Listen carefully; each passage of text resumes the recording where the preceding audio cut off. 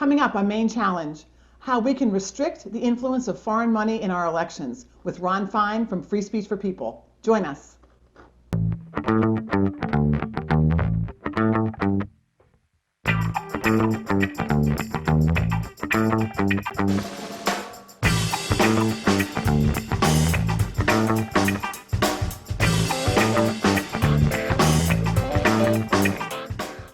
Welcome to Maine Challenge, and thanks for joining me today. Are you worried about the influence of money in politics, particularly the influence of foreign money in politics? Us too. That's why we are so excited to have our guest today, Ron Fein, with Free Speech for People, which is working on limiting the influence of foreign corporations and foreign money in our elections. Ron, thank you so much for joining us. We're thrilled to have you. How are you doing? It's great to join you today, and thanks for having me on. That's great. So, Ron, before we start talking about this foreign influence on our elections and on money in politics, it's such a big issue. And certainly for me, the issue of money in politics has been a lifelong passion to get it out. But first, tell us a little bit about Free Speech for People and the organization and what it does and your mission, and then we'll get into the specifics. Free Speech for People is a national, nonpartisan campaign finance reform, government and corporate accountability, legal advocacy, and public advocacy organization. And we were founded in January 2010 on the day of the Supreme Court's Citizens United decision, which unleashed the floodgates of corporate money in politics. Yeah, and we're seeing the results of that every day. Okay, so talk to us a little bit about, now, in federal law, there is, and in many state laws, although not in Maine state law, there is already a ban on foreign contributions, giving money directly. And I know that, one thing that I think is really exciting about this topic is that I think people are more attuned to the issue of foreign influence, whether it's through hacking or money, but I think we're talking about the more subtle ways that they have an incredible influence. So talk to us and define for us a little bit about what foreign influenced participation in elections means. There are a lot of different forms in which foreign influence can happen in an election. And, we saw some of that in 2016 with, Russian government-funded hackers, hacking into party campaign materials or hiring social media trolls. But there are also subtler forms that are not quite so blatant. And those can include injecting money into supporting one side of an issue or one side of a candidate race over another. And what it's also important to note is that this is usually not about a case of, one particular individual, bringing bags of cash or something like that, but a particularly insidious issue that is a little harder to spot at first, is that many times a US-based corporation is actually partly owned by foreign investors. And even if the public face of that corporation might be a US citizen and may have its primary offices here in the US, the management of the corporation generally knows who their major investors are, and that can influence their thinking. Okay, so the chain is that they're investors in US corporations or allegedly US corporations. They have influence there, and then that money is spent, and those corporations and then the people that they give the money to know who these investors are, and that will unduly influence our elections and potentially issue referendums. Is that sort of how it plays out?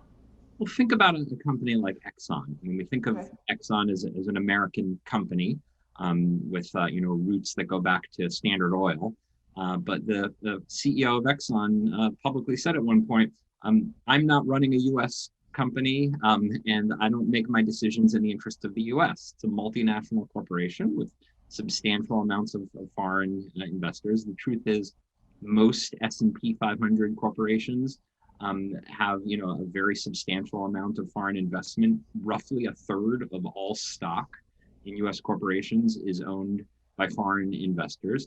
And wow. even without, a lot of people think sort of naively, well, is this a matter of a foreign investor sort of forcing the CEO into doing something? And that's not how these things work. What happens is, the CEO knows where his bread is buttered, and it doesn't have to be as crude as, some sort of, coercion But the CEOs of the companies and all of corporate management are aware of who their major investors are. And when those investors are foreign, it doesn't mean they're bad people or bad governments or Right, right. whatever. Yeah. But it just means that they're not part, and they shouldn't be part of the US political process. And that I think is a really important piece because I think sometimes we try and demonize the foreign part of it to be like, oh, these are our enemies. But even countries where people from who are our allies or our friends still haven't. I mean, Exxon investors, right, may have a different interest than Green New Deal participants or whatever. So I think that's a really important piece for people to understand that this isn't necessarily just against adversarial foreign governments, but just saying, as you said, this is America, and we should just determine our own country, and they should determine theirs, and this makes that really hard, right? And it's so subtle. So can you talk a little bit about the whole End Citizens United? I know there's a big attempt that I think many of us, and certainly many viewers watching the show, would love to end Citizens United, and we all know that that's a hurdle way too high at the moment. That it won't, take a very long time and be hard to do. Talk a little bit about how this helps start to look at the issue of money in politics and how to, this is one way to get at that. What are some of the strategies that you think we can use? Well, I think you're right that certainly the Supreme Court is not likely to overrule Citizens United anytime soon. We have been working since 2010 on a constitutional amendment campaign, and roughly half the states that would be needed to ratify a constitutional amendment to overturn Citizens United have passed resolutions indicating that they're prepared to do so. But that also is going to take time to make that happen. And so what's important to do in the meantime is to look for reforms that we can do now that will minimize some of the damage of Citizens United while having to work within its constraints. And one of the issues that we at Free Speech for People have been working on is this issue of corporate political spending in those cases where the corporation is partly owned by foreign investors, because that actually changes the legal calculus in a way that Citizens United didn't address. Okay, great. So tell me a little bit about the strategies that you're employing. I know it's a multi-pronged strategy. So what are the ways that you're going at this?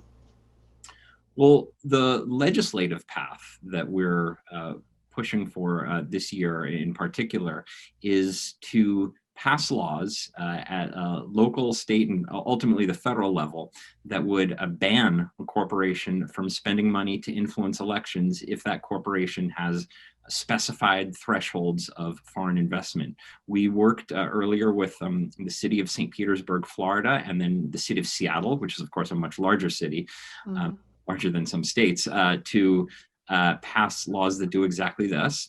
And we believe this type of legislation now is ready for passage at the state level in many states, and even has been introduced into Congress by Senator Elizabeth Warren and Representative Pramila Jayapal of Washington. And there are bills pending in several states, including New York State, Massachusetts, Minnesota. There's some legislation that's been introduced into Maine that with some tweaks could be made to stand for this principle as well. And we think that this type of legislation is a way of drawing a line in the sand and saying Citizens United, does what it does, but it doesn't reach these types of corporations. Wow. So help me understand. Okay, so I think that's awesome, and I'm excited to hear that there's some legislation happening potentially in Maine that, as you say, maybe could be improved a little bit. But because in Maine we still allow corporations to donate to our campaigns, which we are also trying to work on. But help me think about. So help me talk about the opposition. So when you, like in St. Petersburg or Seattle, when you said, it seems to me said we don't want foreign influence in our elections or in our issue of referendums. What's the comeback? Like, what does the opposition say? Yes, we do. I think and I don't want to sort of take the opposite position for purposes of playing devil's advocate, but there are two types of arguments we've heard. Yeah. One is, let's say, a friendly argument, which is to say, we think this would be a great idea, but we're not sure that a court would uphold it. And we have answers for that, and Yeah. we've worked with top experts, including Professor Lawrence Tribe of Harvard Law School, who's Yes. by the most foremost constitutional law scholar in the country, and Yeah.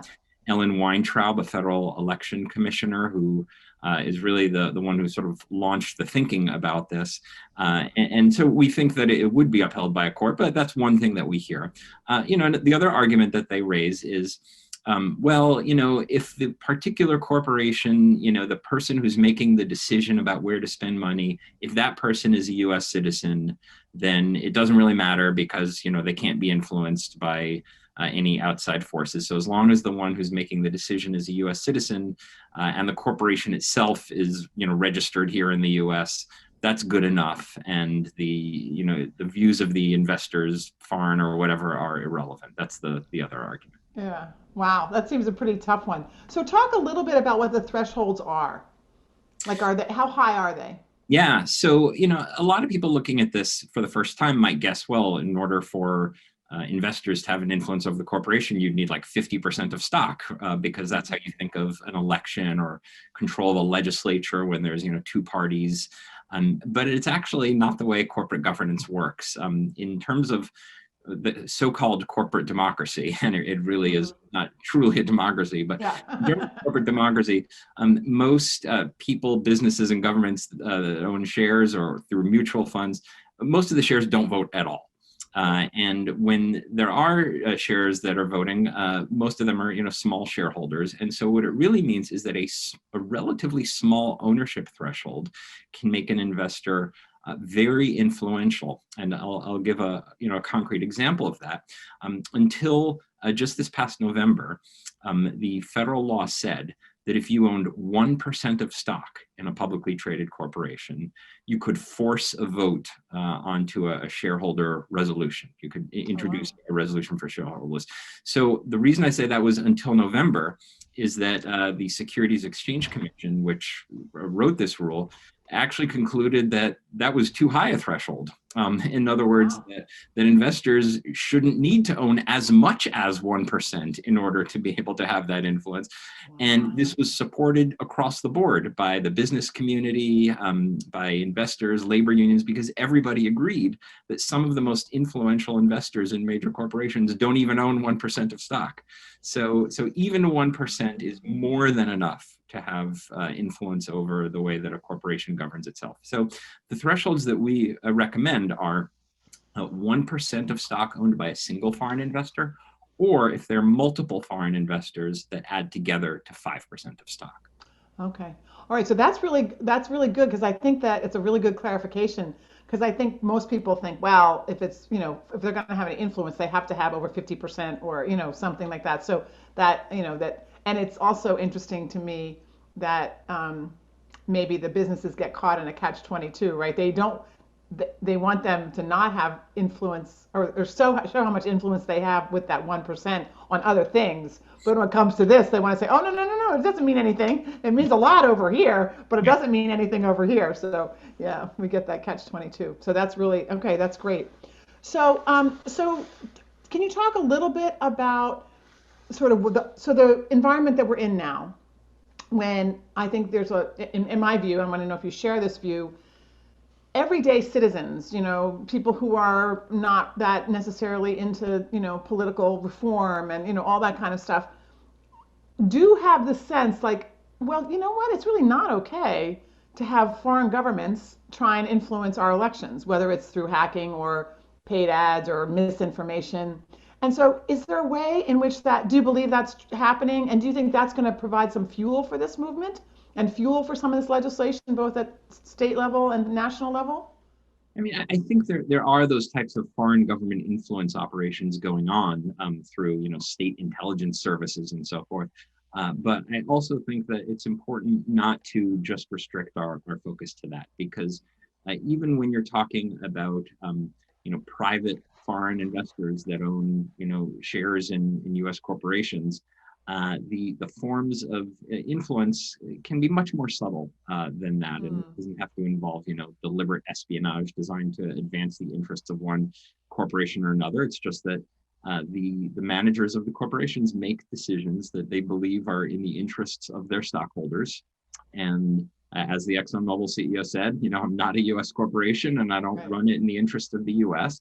And when you have foreign investors at more than a sort of trivial level, then what that means is that subtly, it doesn't have to be an issue of like they specifically made a phone call and said, I want you to vote this way on this issue or something into this, but subtly it affects the way that they direct their energies and their political spending. Yeah, and it also I think access is a huge piece, and then they have access to the CEO when they're investors, and then that CEO has access when they give money, they have access to the legislators and policymakers, so as you said, it's not like here's a bag of cash, we're giving this bag of cash to vote this way, but it's much more subtle and insidious in that way. Absolutely. So, somebody who owns 1% of stock can get the CEO on the phone. And the CEO who's putting money that benefits one politician or whatever can get that politician on the phone. And it doesn't have to be a bribe. It doesn't have to be quid pro quo. It's enough that they get into the room, they get their phone call answered. Yeah. Okay. All right. So do you think that our chances are? I mean, you've been at this since 2010, and in some form or another. And so, do you think that our chances are getting better because of the publicity around foreign influence? I think that this issue resonates across party lines, and the polling that we and our partners at the Center for American Progress have specifically polled on these questions. And what they find is that Republicans and Democrats alike, in many cases, believe that a corporation with any amount of foreign ownership should be prohibited from spending money in our elections. And there's a good argument for that, because you could say, in essence, the shareholders, it's their money in some sense, not not in a literal sense that they can just walk up and take money out of the corporate treasury, but in some sense, it's their money. And when a corporation with any amount of foreign investment is spending out of its corporate funds on political causes, it's spending partly foreign money.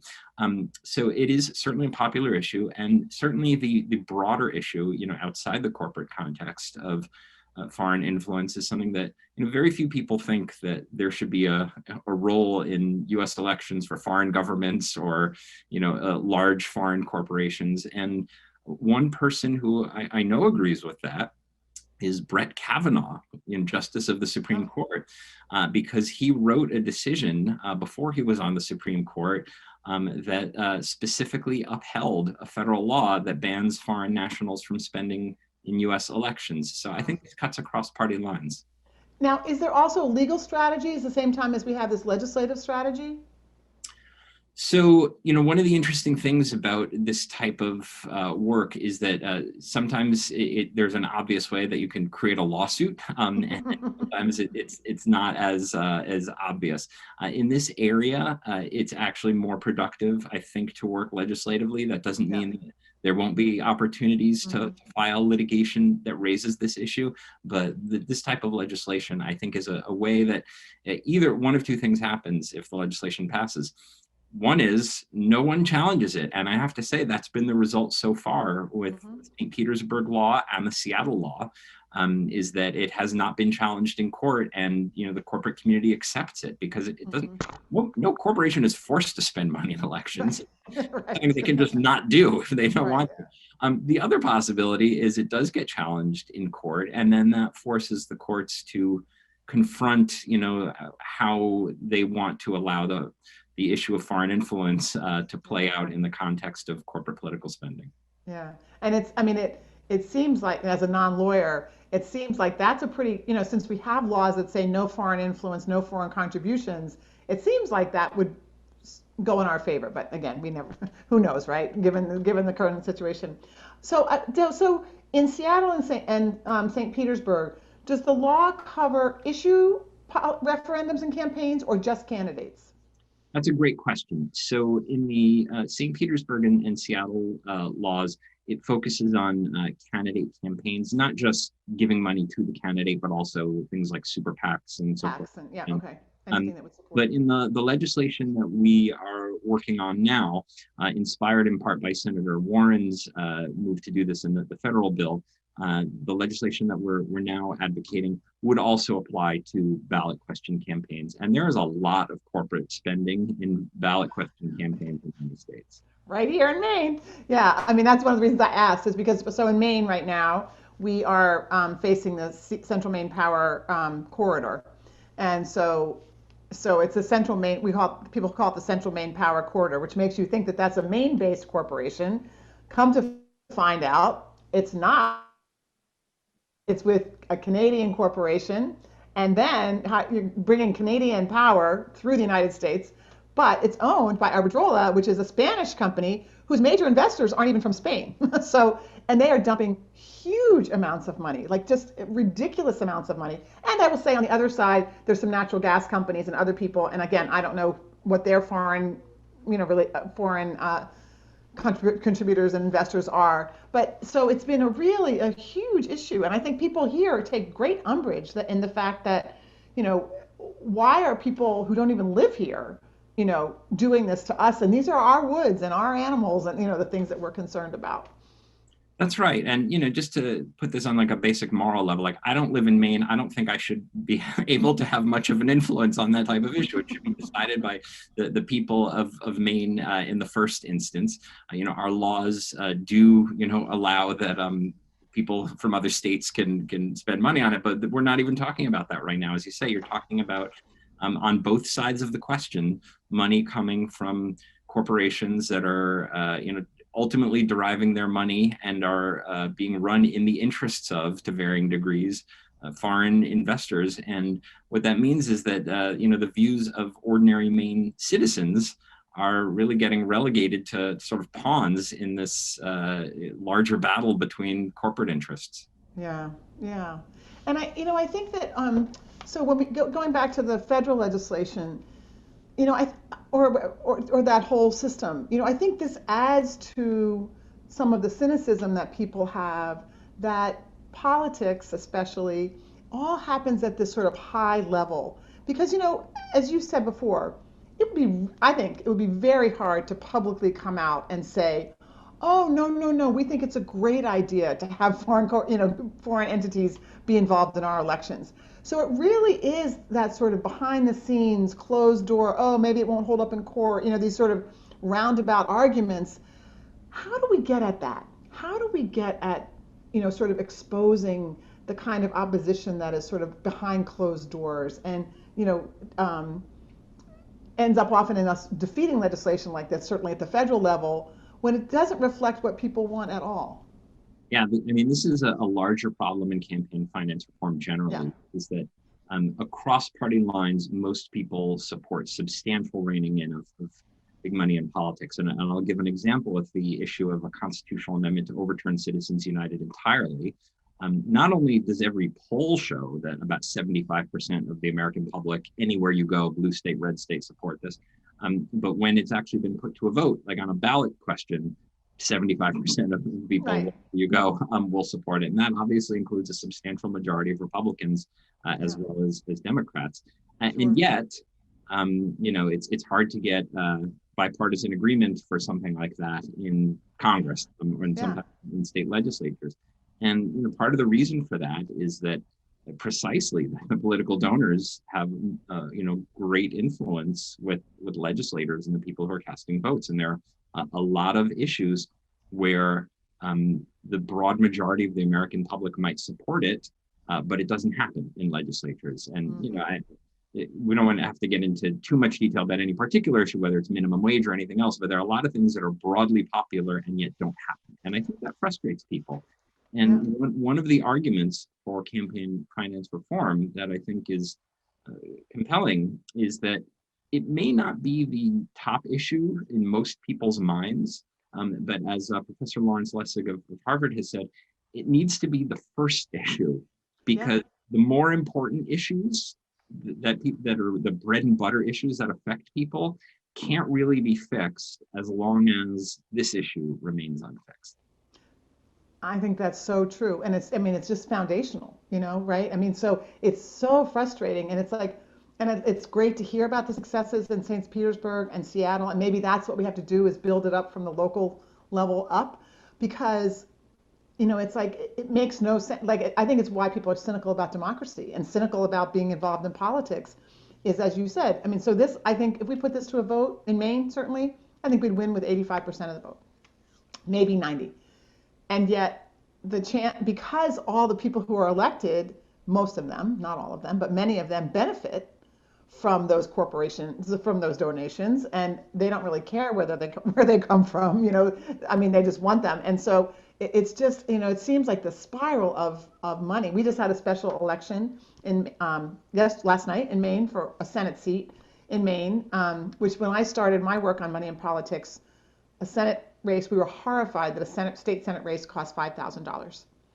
They just spent between the two sides $200,000 on a race, a special election race that was 2 months long, and that only affect, I mean, and the person who won, who I happen to support and I love, but they're going to get paid $10,000 a year. There's just it's just so completely out. And at some point it's like, what is going to be the tipping point that says enough?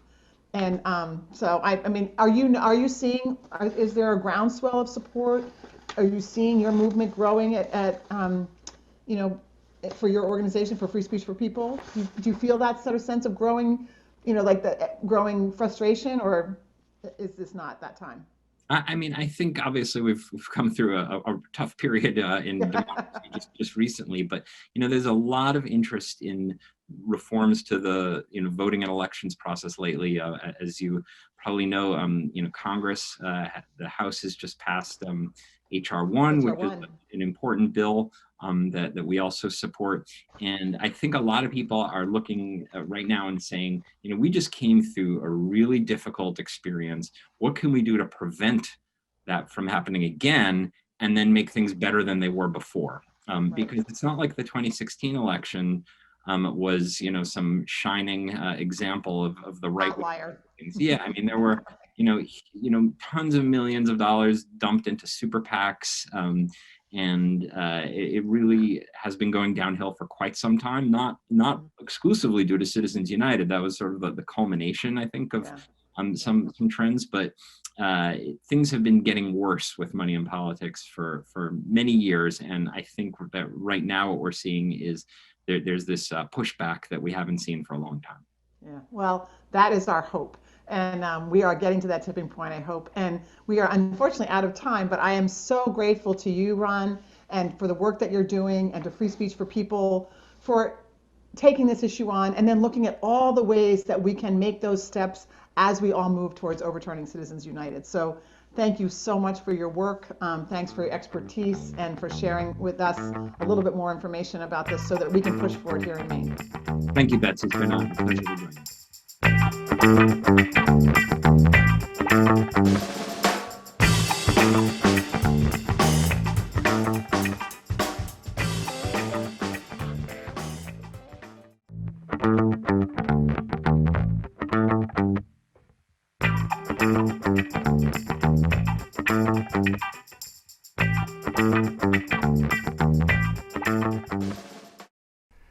The views and opinions expressed on Maine Challenge are solely those of the program participants and do not necessarily reflect or represent the views and opinions of Lincoln County Television, its employees, or the producers of this program.